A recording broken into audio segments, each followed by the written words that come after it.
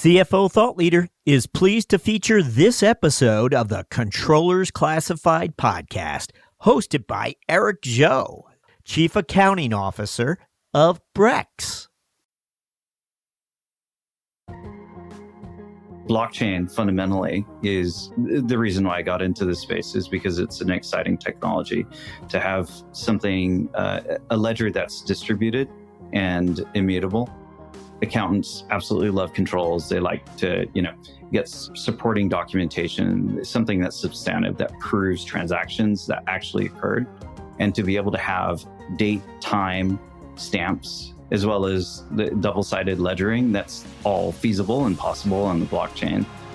Welcome to Controllers Classified, the podcast where we take a deep dive into the dynamic world of controllers, accountants, and finance leaders, and hear how their ever-evolving roles are redefining accounting and the future of business. And now, here's your host, Eric Zhou. Welcome to Controllers Classified. I'm your host, Eric Zhou, Chief Accounting Officer at Brex, and I am excited to welcome today's guest, Sean Soper, Head of Financial Operations and Accounting at Alchemy. Alchemy provides the leading blockchain development platform, and given that, it's no surprise that today's conversation will deep dive into technology and the role it could play in transforming accounting and finance in the future. Thanks for joining us, Sean. Thanks, Eric. Pleasure to be here. So you've mentioned you thrive in disruptive technologies and emerging markets. How has that shaped your career, and more specifically, your views on the role of finance at companies in these spaces? Thriving is a very strong word. I think I probably would put surviving if I could change it. But it has been like a learning lesson, just going through emerging tech, disruptive tech, and sort of operating in an area where the playbook hasn't been created before. So from that perspective, there's a lot of strategic insights that I can either glean from past experiences that I can lend to new companies that I join, or there's something that either I'm taking from my public accounting experience that also is like pretty industry specific that I can lend to the role that I'm walking into. And I think one of the crucial aspects about being a controller in the startup space is to be strategic, as much of a strategic partner as possible to your organization to help them operationalize towards those goals. I like to say it's a little bit less CYA and a little bit more like steward to an organization. And then, in terms of keeping up with the times and working in these disruptive technologies, I know you've been trying to keep up with this stuff by getting continuing education credits. I know you've gotten several certificates. What did that entail, and how do you think it advanced your career and professional goals? Honestly, their certificates are more along the lines of intellectual curiosity and just wanting to understand my industry a little bit more. Again, going back to the point of being a good steward for an organization.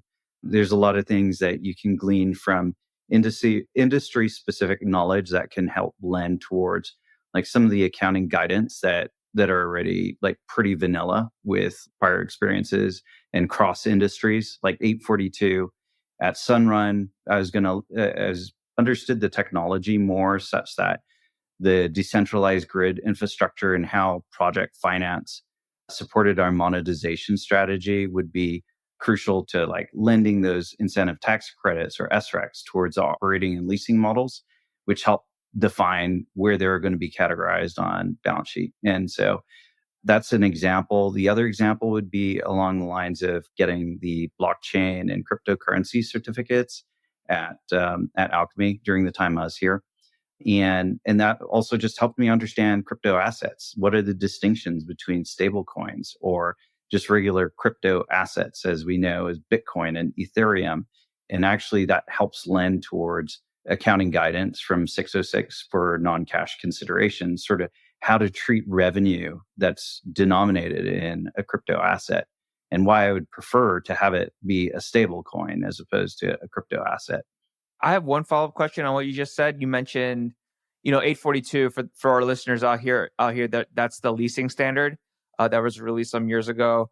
You have to now record like a right of use asset, a right of use liability, right? And you just mentioned thinking through the tax credits that would be involved with solar at Sunrun, did that play into the calculation of those? No, it's absolutely part of, well, when you start thinking of Sunrun as a project finance company and the fact that the incentive tax credits are part of the portfolio tranche that then we're going to sell to the variable interest entity and then have the right of use asset and liability associated with the lease product, that incentive tax credit does play a part. So you're right there.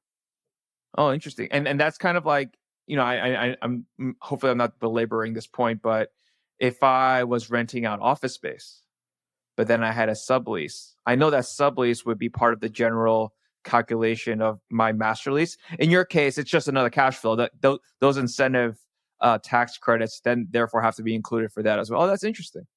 Yep, and it's oftentimes people think of Sunrun as a residential solar company, probably puts up solar panels on people's roofs, which they do, but it's a lot of partnerships that they have with third parties to be able to do that. But for the most part, it's a project finance company. Oh, interesting. Well, in your current company, and for those of you who don't know fully, Alchemy is a Web3 development platform bringing blockchain technology to billions of people around the world. Can you tell us a little bit more about your current role there and what are your priorities going into the new year? Yeah, so at my current role, I'm basically the head of financial operations as well as an accounting. And that's really the organic sort of growth of the fact that I came in as a controller. And then very quickly, I realized that there was a pretty large tech stack that needed to be developed to help operationalize the business to allow for them to, close timely, have complete, accurate, and cut off controls and great results, accurate results coming out of it. So yeah, basically it's currently my areas of focus are threefold. First, it's going to be around the financial close process, which is pretty vanilla with most other companies or industries. And it's just making sure that we're tightening up the close process and removing any manual processes that are there. And it helps us make, faster decisions as we close sooner. Second is going to be around the reporting and analytics piece, which we're trying to understand areas to save costs for the company. And so part of the financial operations process is to help understand our direct costs associated with serving our customers and then be able to bifurcate that into product lines and potentially what's fixed and variable. So that's another big push. And then the last one is going to be around cash management, where we have both fiat and crypto as payment from customers. So it's really like building out the right treasury management and treasury operations to be able to support that as a business and take advantage of the great T-bill yields and staking yields that we can get right now. One quick follow-up on that in terms of treasury management. When I think about treasury management, I have our US cash. We have some foreign subsidiaries. And so we do have some cash sitting in Canadian dollars or in shekels in Israel or real in Brazil. And there is some minor FX risk that we think about, especially when we kind of have to contribute funds into the local entity to make payroll, et cetera, the spot rate trades, et cetera. You naturally are holding digital assets, but then when you report, you're reporting in USD. Is it the same kind of principle, like in terms of managing that price risk on the crypto, and how do you guys manage that?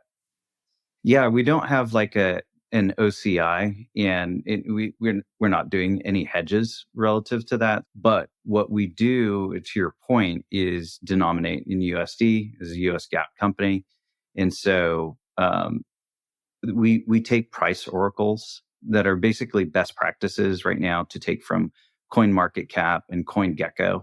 So sort of do a weighted average of those price oracles at any given point. Generally, we're looking at 0 UTC, the closing price the last day for the reporting period. And that's sort of what we're doing and during our each financial close process and reporting period thereafter.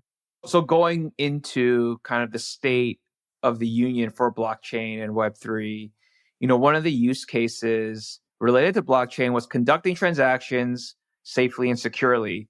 But it kind of feels like the tech hasn't been able to achieve that efficiently. I don't know if you have any thoughts on that statement. Yeah, no, this is a great question because it's blockchain fundamentally it has the reason why I got into this space is because it's an exciting technology to have something, a ledger that's distributed and immutable. Accountants absolutely love controls. They like to get supporting documentation, something that's substantive that proves transactions that actually occurred, and to be able to have date, time, stamps, as well as the double-sided ledgering. That's all feasible and possible on the blockchain in a way that could be tested publicly and verified publicly. So I'd say that is the exciting part about the technology and how it translates into accounting. But there are constraints, and they're going to be around, like regulatory is a big one. The lack of guidance around regulatory in digital assets. FASB is getting a lot better about classifying things appropriately.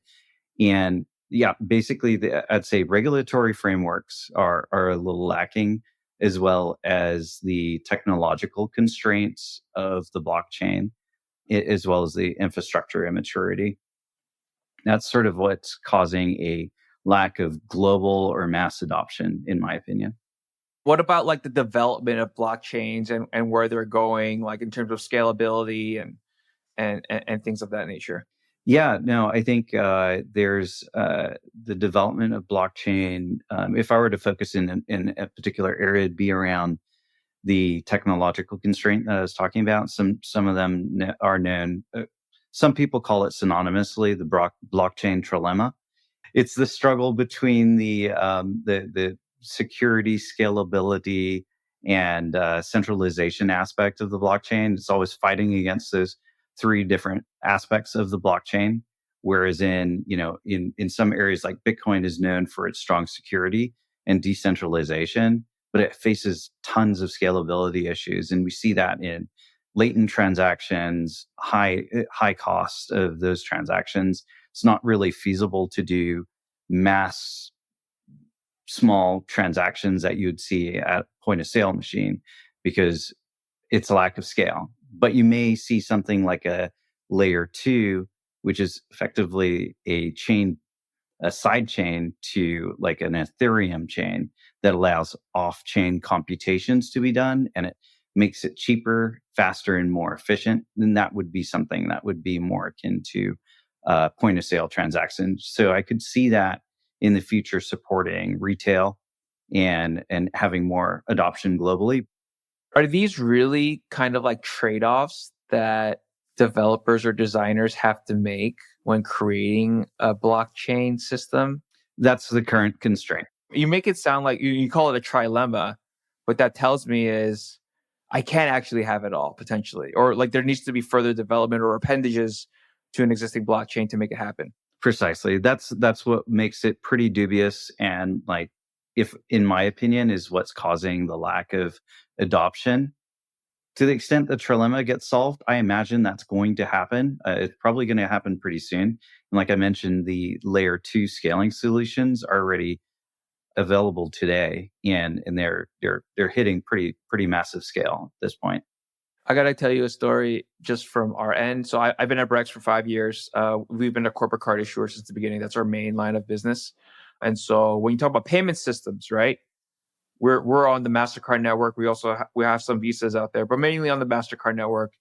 And I remember in the early days, we were talking about the competitive advantage that blockchain may have over the long term versus card. And it all depends on adoption, and there's many factors kind of beyond our control.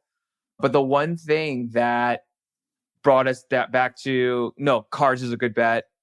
And plus, we think we can underwrite some of these startups and other companies way better than traditional institutions. It was just a stat, like, on a card network, you can process 30,000 transactions a minute, a second. Like it was something very high. And then on Bitcoin specifically, I heard it was something like 7 transactions a minute.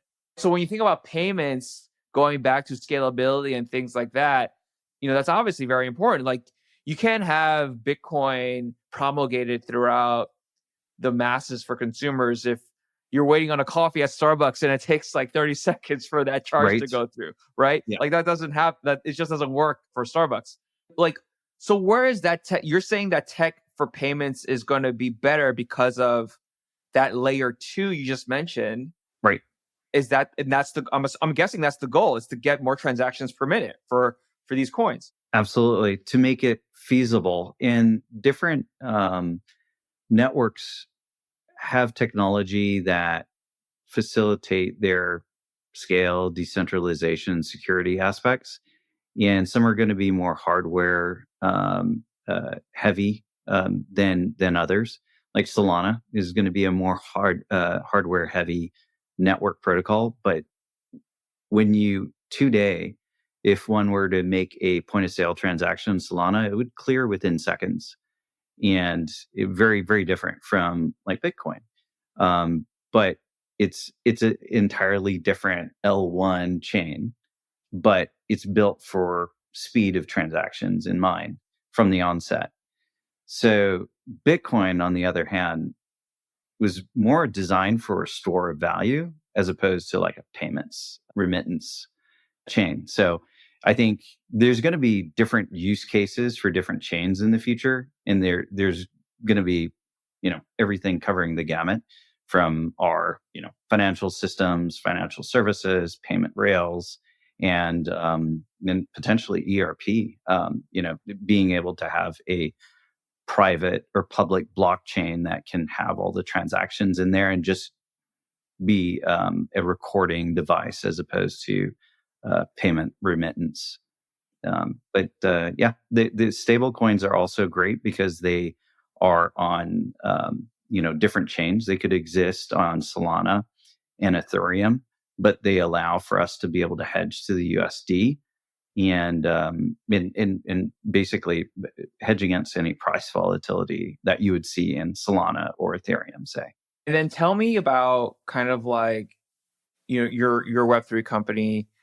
What about within finance and accounting as you operate today? What do you see as the use cases for blockchain or potential ones in the future? Yeah, I think I mentioned this a little bit. The ERP aspect to me is really quite exciting to be able to do a triple ledger in either a private or a public chain. I think that is where I see it going to in the future. There still hasn't been a system that I've seen that does this yet, but I know some. What do you mean by triple ledger? Like, yeah. As opposed to a double entry system, like a triple entry system, or like how should I think about? Is it not just debits and credits anymore, or what is it? That's exactly right. Not since the 1400s has it iterated past just the debit and credit. And Luca Pacioli. Yeah, yes, exactly. That's the guy. The father, the grandfather of accounting. Yeah, the grandfather. And it's amazing that hasn't evolved since the 1400s. And yeah, we've got different systems and different ERPs. We've digitized a lot. That's certainly happened. We're no longer on, actual ledgers. We're now on computers and millions of times faster. But ultimately, the foundation still hasn't changed. And the triple ledger is effectively that debit, credit, and date and time that occurs at the very same time. So from that perspective, it's really quite exciting, because if you can harken back to your public accounting days when you're looking for, as an attestation junior, your staff, you're going through supporting documentation for AR, AP, cash transactions, and confirmations with the bank. Imagine being able to pull that information from a ledger to verify that it happened on a date and time with respect to that debit and credit transaction. And so that's the value or the opportunity that I see in accounting. So what is the third ledger? Like, what is the concept of, is it just, does that just mean it's on the chain?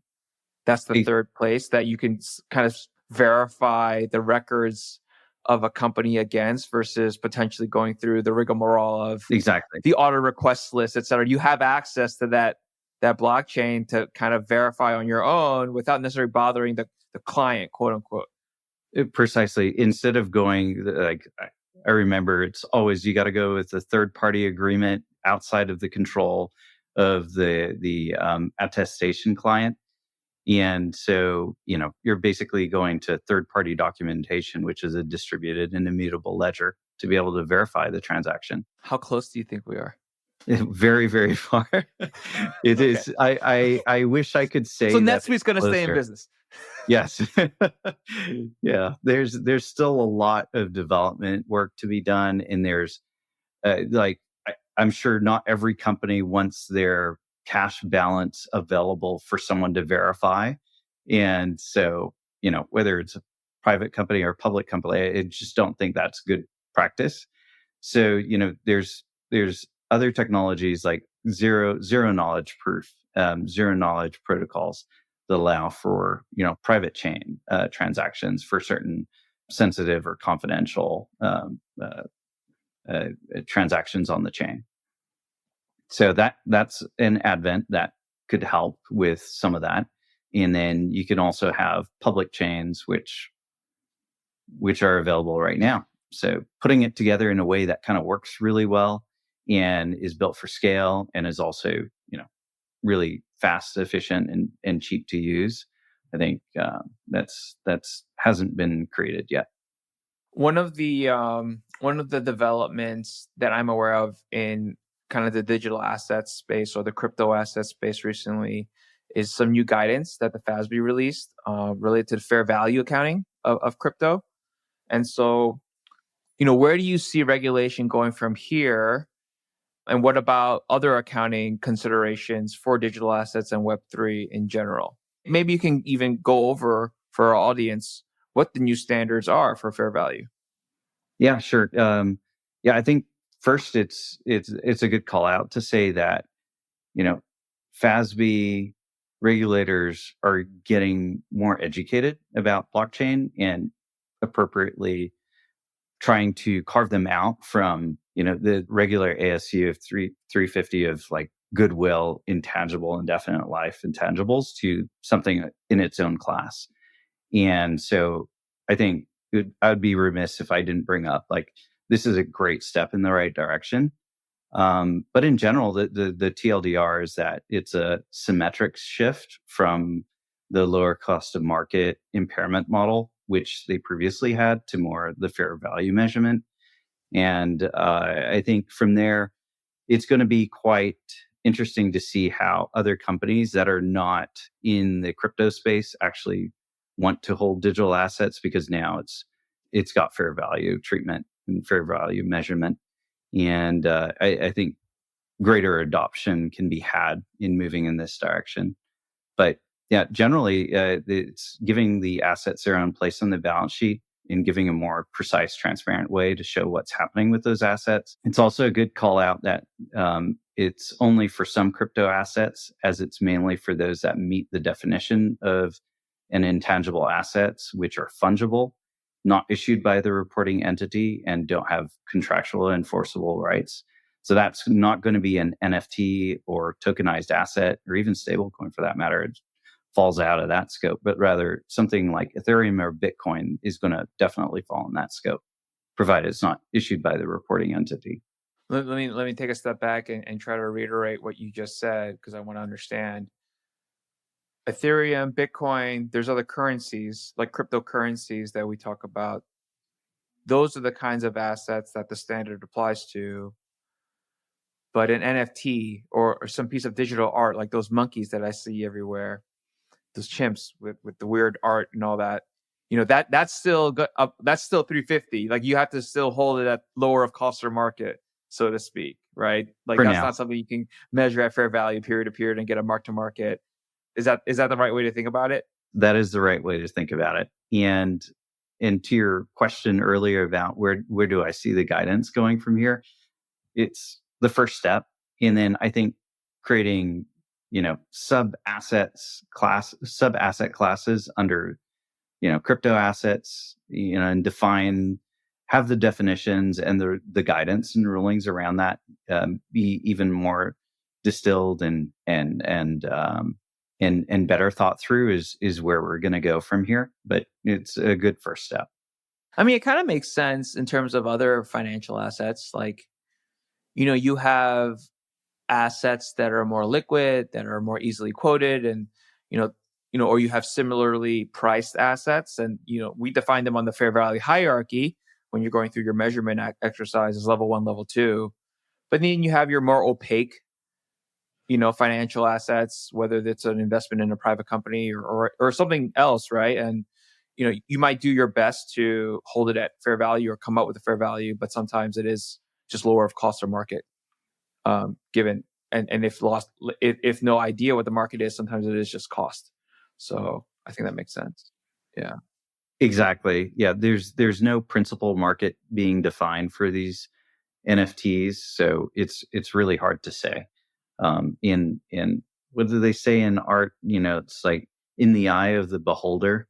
Some of these NFT monkeys might hold millions of dollars of value to some folks. One of the things that I know you're really involved in is community building. You're a part of a number of them. Can you just walk our listeners through the communities that you're currently a part of? How often you meet with other members? Do you share notes? Like, what's the process today? Like, given like we're fully remote almost in many companies, and what are the day-to-day expectations of members if they choose to be a part of the group? Yeah, now I'll call out 2 memberships that I'm a part of. It's F-Suite as well as Operators Guild. And both are great communities and different in their respective like professionals that they attract towards those groups. I like to be a part of them because I sort of straddle both worlds in financial operations and accounting. And so I do try to meet with them as often as possible, but to be honest, I'm very time constrained. And it ends up being once a quarter, maybe for each of the respective memberships that I'm part of. But I do try to be engaging on the forums. If there's something that has either been brought up before that I can use in my current day-to-day, or reciprocally, if there's something that I've done before that I can share to the community, I'll go ahead and do so. So that's a really easy Slack message to the community or in the forums itself to be able to either inform or get an update from. So I would say about 1 to 2 hours each week on the community side. But working remote, I'm able to like meet with my local chapter when an in-person event is going to occur. Also, just jump on the forums and talk to the national audience there. I mean, where do you think the communities are going from here? Maybe we talk a little bit about RTO, return to office, essentially. What's your footprint right now at Alchemy, in terms of a physical footprint, and how do you think we evolve from here? Yeah. So from Alchemy's perspective, RTO has not really been a thing that's come up because for the most part, we have folks in the New York and San Francisco office. There's a few like myself that are remote, but there was a period of time where that was honored during the hiring process. And so, they still honored just the same. But similar to my membership associations, I do want to try to have an in-person visit to sort of help round out a lot of the communications. I think there's a lot to be had for actual in-person, person-to-person conversations that cannot be had over Zoom calls.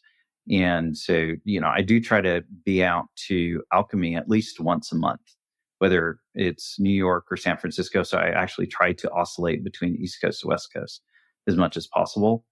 I end up tending to go more to San Francisco because that's where our founders are, our founding team, as well as the management team. But I see the formula for memberships like OG and F-Suite are going to be, largely being a hybrid approach for in-person and remote, just as they're doing right now. I think it's pretty successful. I read an article in the Wall Street Journal. It was a few months ago, and it was a It was about a very old school company called Smuckers, and you may have bought the jam, May right? have. And I think they recently bought Twink Hostess, Oh, wow. potentially. I have to read up on it again and go back to the journal, but they have this interesting model where during the course of the pandemic, they didn't announce fully remote. There was not a company policy, but people were working from home. And it was almost like this indefinite thing because we were in the middle of the pandemic and hospitalizations were still happening. And then their employees, on their own volition, just started moving everywhere in the country, right? And they changed their permanent residences to Florida, Texas, maybe for tax purposes. There was this one person, according to the article, that moved to San Francisco, even for their own personal reasons, et cetera. And Smuckers is headquartered in Illinois, right? It's like a lot of the other kind of like consumer packaged goods companies, CPG, like Kraft, for instance, is in the Midwest, right? It's a very popular region for that. But now that the pandemic's over, they were making people come in. But they realized that it was very difficult, I think, to just because the reality is people didn't move everywhere. They didn't want to lose everyone. But they made it so that, you can live wherever you want. We'll change your permanent address, figure out the payroll. But then you have to be in office 3 days a week I think it was they call it core weeks.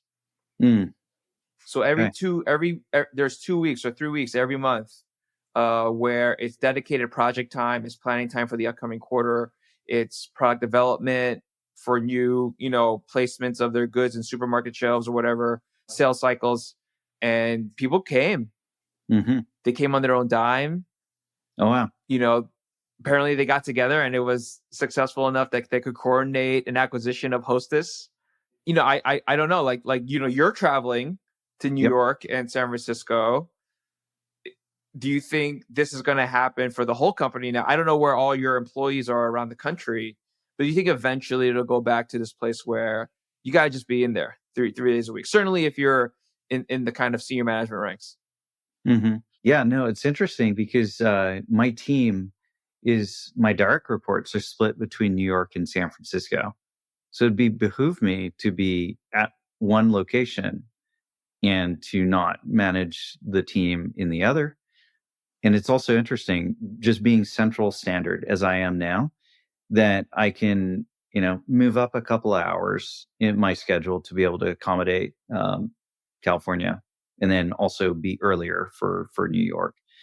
And that sort of 3-hour delta between East Coast and West Coast is a little bit harder. Just that 1 hour or 2 hour difference makes it a little bit tougher for folks, especially if they've got families, got kids after school care, and you have to organize babysitters and I don't know, organize your workout schedule or whatever to make it work.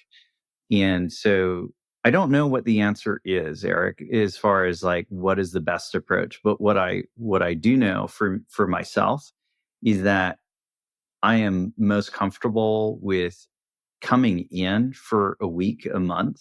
So that means 3 weeks I'm remote, and for 1 week I come in and I'm in person.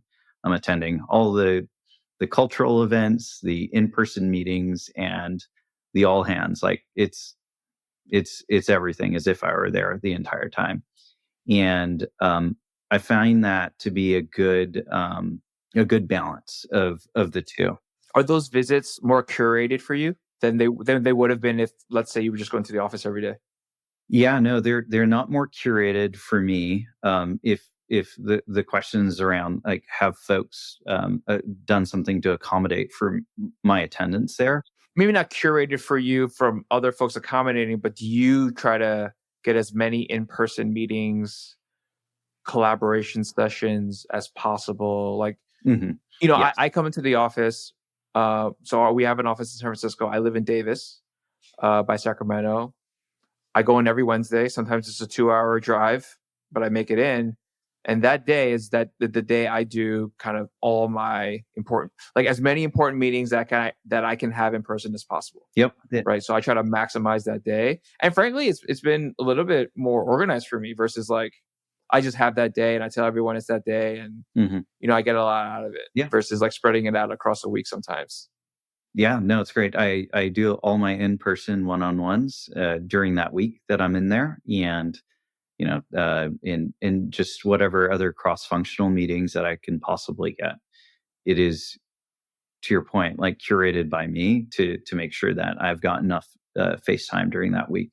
So I cram it all in, and then during that 1 week, and then those 3 weeks away, just go back to the same cycles that we used to or are used to. Yeah, I'm in the same boat. I think I do think there is a productivity aspect to remote that we all experienced at the beginning of the pandemic that I think has held strong. Mm-hmm. And definitely for certain positions, whether in our function in accounting and finance or others, there are just these functions that it's mainly kind of call it IC work that you need to head down, Mm-hmm. get something done. And so why waste 2 hours of your day commuting? Yep. Agreed. Right. Yep. So yeah, Agreed. makes sense. Yeah. In all honesty, my remote working has me more productive because it's less distracted by, in office events and whatnot. Being within earshot can be a double-edged sword. The good, the bad. And I find that, in accounting, it's a back office function. And I think this hybrid approach works out really well for me. In my particular position in my department, I don't think it's a one size fits all, but that's where I think folks have to find what works for them and where they can get the most value add. We have a segment on the show, and I'm going to subject you to it. Okay. It's this idea that controllers are fun too, or accounting personnel, or what have you. And it's because, you know what? I am fun. Okay. Yep. And Yes. we ask our guests if they have just any kind of funny accounting debacle or an odd expense report to share to close out the show. And so if you have any of those, I'd love to hear it. Yeah, the donks. So I didn't know what donks, DON. Donks? Okay. Yeah, donks. I had no idea what they were until it came up in an expense report, and this was years ago. But we had a pretty vibrant sales team at my prior company. I won't tell the name, but they did submit a lot of unusual things in the expense reports. But the one that stuck out in my mind is these 24-inch chrome wheels that they call them spinners or donks. I had to find out from someone who's like, who understood that, if you're in the right company, you get it. And I wasn't obviously in the right company, so I had to be told. But it was apparently a spiff for like a really great sales job. They closed a number of accounts and they're spiffing them these 24-inch chrome wheels. So when they came across here, it just did not allow it. And I think they sort of operated under this impression that accounting just rubber stamps things that go through. But we had a staff person on who was looking at the expense reports that said, I know what these are. These are dubs, and we're not going to pass them through. And it's also a spiff. So technically, you have to include it in their payroll. Exactly. Yeah. We'd have to find the tax, the cost basis, and yeah. I mean, I can only so I don't know how close you were to this, or if this is a secondhand story. Like I've been part of situations like this. Mm-hmm. And sometimes there's a lengthy education process for everyone involved. And then that education process is the kind of deterrent for future instances. Oh, yeah. Subjecting, someone in sales to an hour-long training on everything that's related to the policy and the ramifications if you do this on taxes and everything else. And, Right. Yeah. No, I think and that's if you're lucky. If you're unlucky, you're going to have to, basically make an example of them, which is never good. But yeah, no, being able to hold quorum and to share and educate sort of why or why not people should be doing things, I think is good stewardship again for the controllership desk, and I'm sure the company appreciates it and doesn't do it again in the future. I mean, I think about, you have a lot of experiences at emerging tech companies, right? And they're all startups and they're all small companies. And part of the fun things about working at a startup, as hard as the work is and the amount of hours that it takes to get a company going when you're just a few people, is the freedom, right? And the ability to kind of try things out, to, speed up your business or grow it. And the thing is, at a certain stage, there is a line. And I think the finance team does play a big role in fiscal responsibility and corporate governance. Absolutely. And so I totally resonate with that. Sean, it was great to have you on the show. I appreciate all the insights that you gave on blockchain, digital assets, and all the accounting considerations. Thank you for being here with us today. Absolutely. It's a pleasure, Eric. Really great catching up with you. And now you can come away with knowing what donks are, and I if know. you didn't before. Thanks. Cheers. Thanks. Thanks for tuning in to Controllers Classified, presented by Brex. Brex is an AI-powered spend platform with global corporate cards, expense management, reimbursements, and travel. Visit Brex.com and follow Brex on social to see how they can take your accounting game and your company to new heights.